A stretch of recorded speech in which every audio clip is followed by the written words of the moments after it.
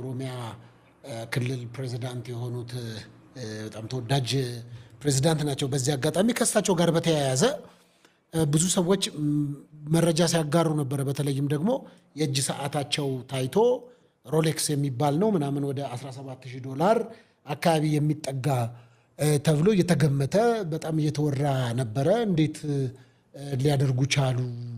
ከምን የመጣ ነው? እንዴት ነው የሚል በጣም ዜና ሆኖ ነበር። ተመልክተውታል? ጨረፍታውን አይቻለሁ። ያው የተለመዱ ስለሆኑ እንደዚህ አይነት ሰዎች የሚያወሩት ሰዎች የተለመዱ ናቸው። እንኳን የመሪዎቻችን ቀርቶ የመሪዎቻችንን ቀርቶ እኮ የታች ነጋዴዎቻችን የጉልት ነጋዴዎቻችንን ፎቶ ይለጥፉና ይነግዱብናሉ። አሁን ለመንደሬ አገር አልባ ኦሮምኛ ተናጋሪ ነው መጀመሪያ የለጠፈው። ጀዋር ነው የለጠፈው መጀመሪያ እሱን ፎቶ። ቀጥሎ ሌሎቹ ተቀባበሉ። ባለቤት አልባ አገር አልባ ብሔር አልባ ቡድንተኛ አገር የሌለው ኦሮምኛ ተናጋሪ ሸኔም የፋኖም መሀል ሰፋሪ አፈጉባኤ ነው ጀዋር። ከዛ የተነሳ የእሱን ፎቶ ሰዓቱን ለጠፈ።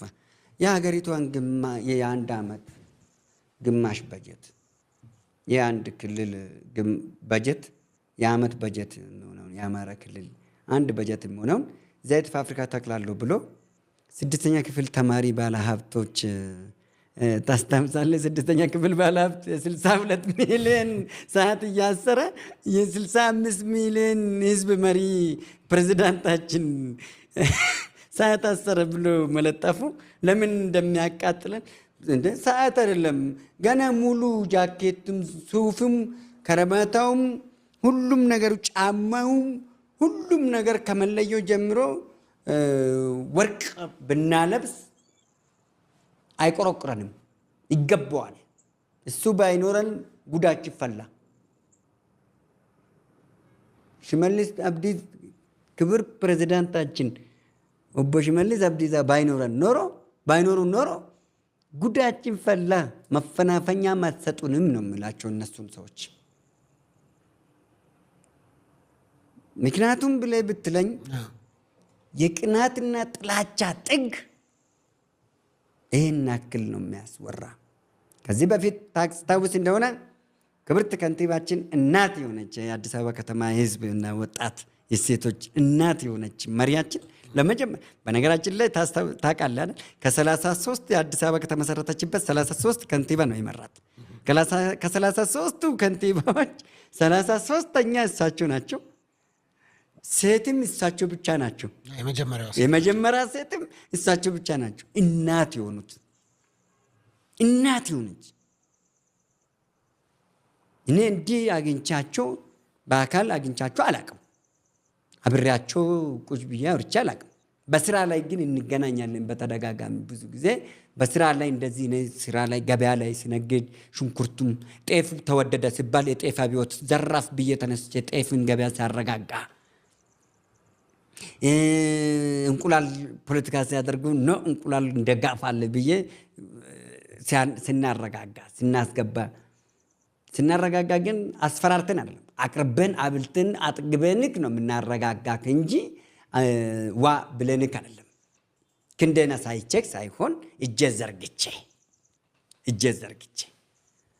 የሽንኩርትን ፖለቲካ ሲያደርጉ ነው ሽንኩርት ሞልተዋል አይሆንም።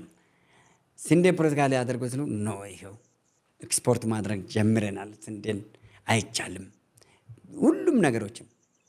ስለዚህ ክብርት ከንቲባችን ጎኖንን ከጠነከር ገበያ ውስጥ ያሉትን የግብርና ምርት ላይ ጨፌ ወጣቶች የተመሰረተ የተቋቋመበት አንደኛና ዋነኛው ዓላማ የአዲስ አበባና የአገሪቷ ውስጥ ያለው የከተማዎችን የኑሮ ውድነትን በግብርና ምርት ውጤት ማዕከል አድርገን ኑሮ ውድነትን ማረጋጋት፣ ልማታዊ ወጣት ምርጫን መንግስትን መርጠን አገረ መንግስትን መስርተን ጠይቀን መልስ ልናገኝበት የምንችል መንግስት ኖሮን ኢትዮጵያ ከመረጠች በኋላ መንግስታችን ካረጋገጥን በኋላ መርጠናል። በመረጥን ልክ ጠይቀህ ጥያቄን ቆጥረ ለመመለስ የምትችል የሚያስችልን መምረጥ መቻል አለብህ። ያን አድርገን የምንመርጥ ግዴታችንን ለይተን የምናቅ መብታችንን ቆጥረን የምናቅ የምንጠይቅ መልሳችን ደግሞ በአግባቡ ደረጃ በደረጃ የምናገኝ የምንቀበል ህዝብ ነን፣ ወጣት ነን። ስለዚህ እሳቸውም ጭምር ቀን ተሌሊት ተመልከት፣ ሌሊት 6 ሰዓት አንተ ስተኛ እሳቸው ኮሪደር ላይ እያሰሩ ነው የሚገኙት።